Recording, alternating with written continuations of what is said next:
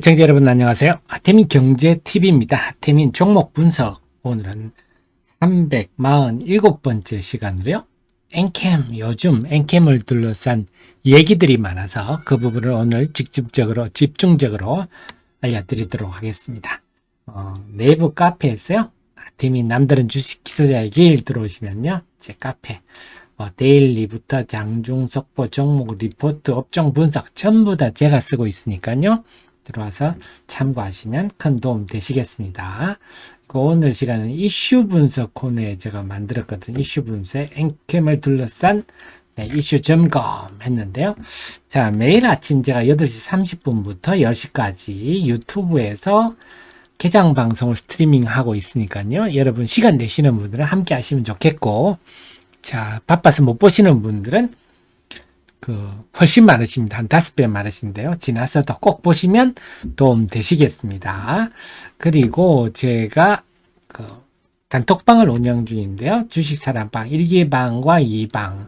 저는 리딩 같은 거는 절대 하지 않습니다. 그런 거 아니고 투자에 도움되는 내용들만 제가 이렇게 하루에 몇 건씩 올려드리니까요. 자, 입장 번호는 070809입니다. 들어오시면 하태민의 주식사랑방 1기방 1043분 있는 곳에 들어오시면 필요한 정보들만 하루에 몇 건씩 보시게 됩니다. 자, 이슈 점검을 한번 해볼까요? 우선 조금 어려운 얘기입니다. 공시가 났죠. 공시가 났는데 광무와 메리츠증권 간의 총주식 스왑 계약. 자, 6월 19일 날 엔캠에 주식 대량 보유 상황 보고서 공시가 났어요. 6월 19일에 난 내용을 보니까 이런 내용이 있어요. 70만 주가 광무와 총수식 수익 스왑 계약. 메리츠증권 이런 게 나왔어요. 이게 무슨 말입니까? 보니까 메리츠증권은 광무와 함께 총수익 스왑 계약을 체결했다. 기초자산 엔캠 70만 주다. 이게 무슨 말입니까? 한마디로 말씀드리면요. 총수익 수익 스왑 계약은 우리나라 지금 신용 같은 겁니다. 신용인데요. 좀 고상하게 표현했죠. 그래서 70만 주, 이 70만 주에 대해서 메리츠증권이 돈을 빌려줘가지고 삽니다. 메리츠증권이 사지만 그럼 광무는 뭐냐? 광무는 메리츠증권에다가 일정의 담보 비율을 제공하겠죠. 우리가 신용할 때 담보 비율이 50%, 40% 이렇지 않습니까? 그런 것처럼 만약에 담보 비율을 50% 제공하게 되면 광무 입장에서는 비용을 절약하는 거 아니겠어요? 당연히 수수료를 지급해야 되겠죠. 수수료와 이자를 지급합니다. 그러니까 우리 개인들이 증권사에 신용 쓰는 거다 이렇게 생각하시면 됩니다. 그러면 이 70만 주가 어디서 나왔습니까? 이게 또 궁금하네요. 자, 보면요. 세부 변동 내역을 보면 여기가 나오는군요. 여기. 자, 요걸 한번 볼까요? 자, 이 70만 주군요. 공시 내용에 보면 메리츠증권이 장외 매수했다 나오는데 아르케 PS 창인 투자조합 브라만 PS 창인 투자조합 이들로부터 메리츠증권이 70만 주를 샀군요. 네, 그렇군요. 결국 이렇게 되네요. 이 아르케나 브라만이 갖고 있는 70만 주를 메리츠증권이 사고 여기에서 광무가 실질적으로는 광무가 메리츠증권과 계약을 맺었다 이렇게 봐야 되군요. 그래서 광무가 메리츠증권에 담보 비율도 제공하고 신용 이자와 수수료를 지급하고 메리츠증권은 돈을 떼줘서 이런 계약이군요. 자, 그럼 결국 이 70만 주가 또 그러면 이게 아르케와 브라만 이게 또 뭡니까? 이렇게 되겠죠? 그게 나와 있습니다. 자, 이게 지난 4월 12일 날 엔캠의 공시 내용인데요. 브라만 PS 창인 신기술 사업투자조합 1호가 173만 주를 73,731원에 팔았네요. 253만 주를 갖고 있다가 결국 80만 주를 남겨뒀네요. 그럼 우리가 여기서 생각을 해볼 수 있죠. 팔려면 전부 팔지 80만 주를 왜 남겨뒀을까? 여기 답이 있습니다. 콜옵션입니다. 오종강 대표가 당초에 이 브라만과 계약을 할 때 이 80만 주는 네, 오정강 대표의 콜옵션이다. 즉 매수 선택권이 있습니다.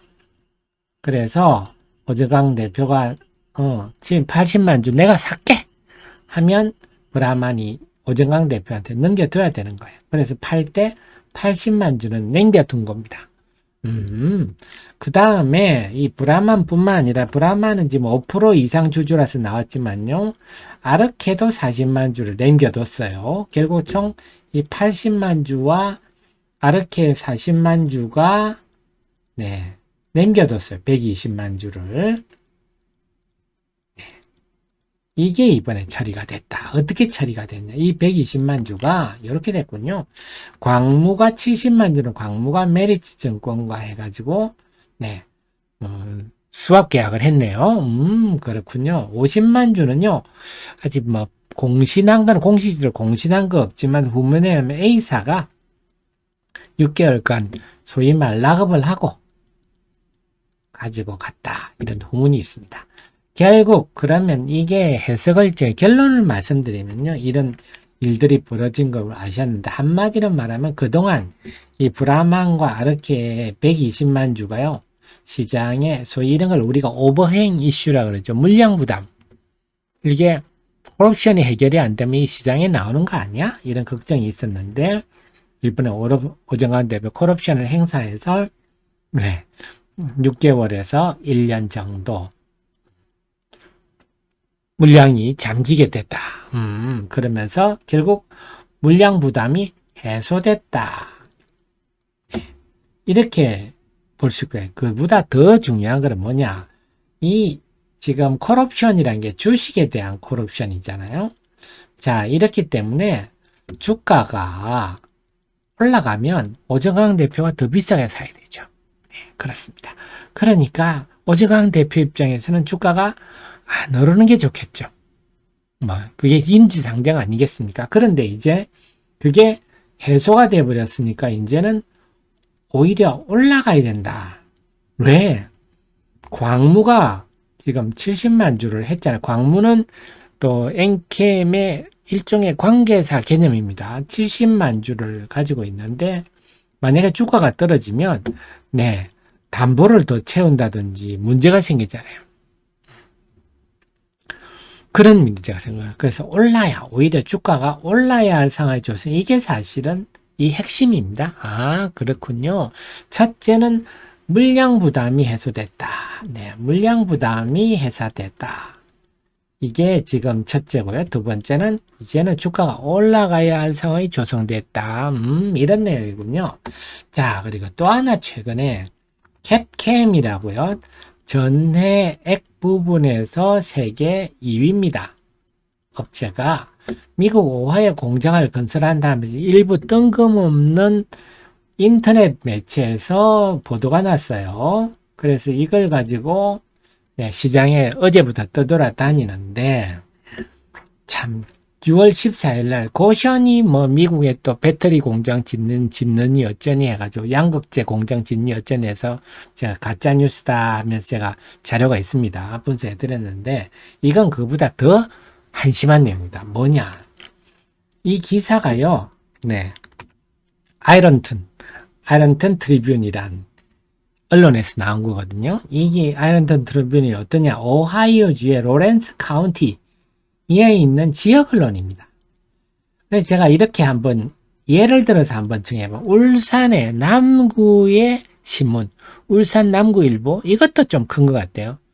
울산 남구 용호동 신문 요거는 좀 심하고요. 그 정도입니다. 따라서 이런 기사 가지고 우리가 뭘 검토를 한다는 자체가 네, 넌센스입니다. 시간 낭비입니다. 시간 낭비. 네, 울산의 남구 용호동 신문에서 나온 신문을 가지고 기사를 가지고 우리가 그걸 가지고 뭐 진짜니 안 진짜니 뭐 얘기한다는 자체가 논의한다는 자체가 웃기는 얘기 아닙니까? 뭐 예를 들어서 월스트리트 저널이 나왔다. 그러면 우리가 좀 생각해 봐야죠. 월스트리트 저널 나왔다. 뭐 뉴욕 타임즈 나왔다. 이러면 우리가 좀 심각하게 생각해 봐야 되겠지만 어디 저 시골 구석탱이에 있는 지역 언론, 그게 기자가 있는지 없는지도 모르지만, 거기에서 나온 걸 가지고, 이걸 가지고 IRA가 어떠고 저쩌고 이런 논의한다는 자체가 유치하고 시간 낭비입니다. 그런데 오히려 저는 그래서, 이런 기사를 어떻게 찾았지? 찾기도 힘든데요. 그렇잖아요. 우리나라에서도 울산 남구신문, 이런 신문이 없겠지만, 그런 기사 우리가 검색 안 하잖아요. 우리가 지금, 중앙일보 검색하기도 힘든데요. 그래서 저는 찾아낸 게 오히려 놀라울 지경이다. 이 의도가 있다. 이런 겁니다. 제가 볼 때는. 결국 엔캠도 공매도 비율이 높은 공매도 33이거든요. 제가 볼 때는 공매도 세력들이 이런 걸 찾아가지고 퍼뜨리는 겁니다. 저는 그렇게 봅니다. 그래서 이런 얄궂은 지방의 언론에 난 글 가지고 IRA가 어떠니 논의 자체가 정말 시간 낭비다. 넌센스다.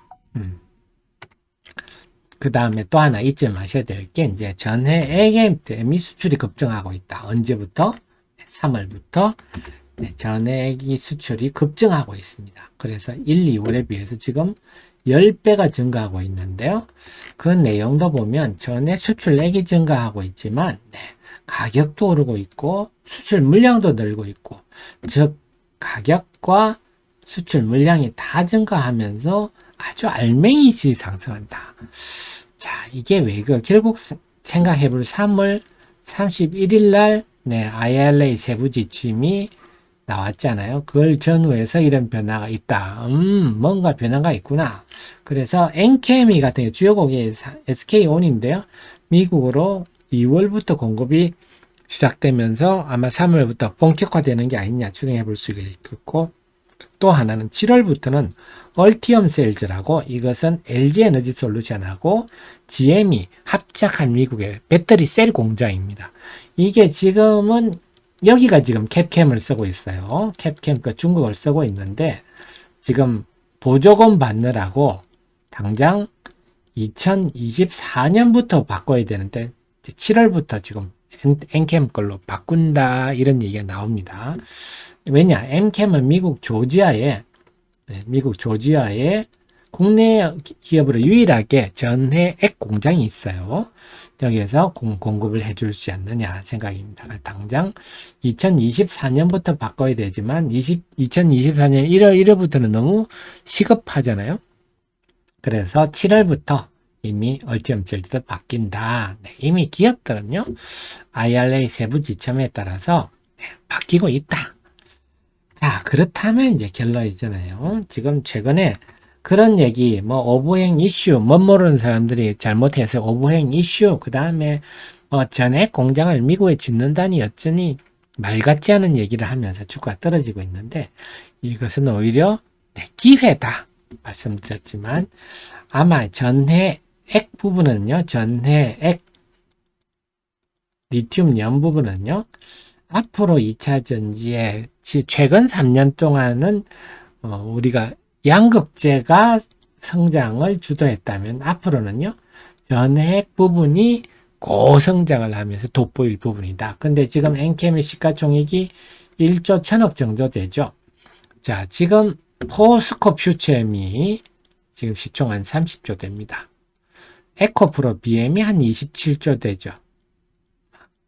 웬만한 반기 끼면 메이저 업체들은 5조, 7조, 20조 이런 수준입니다.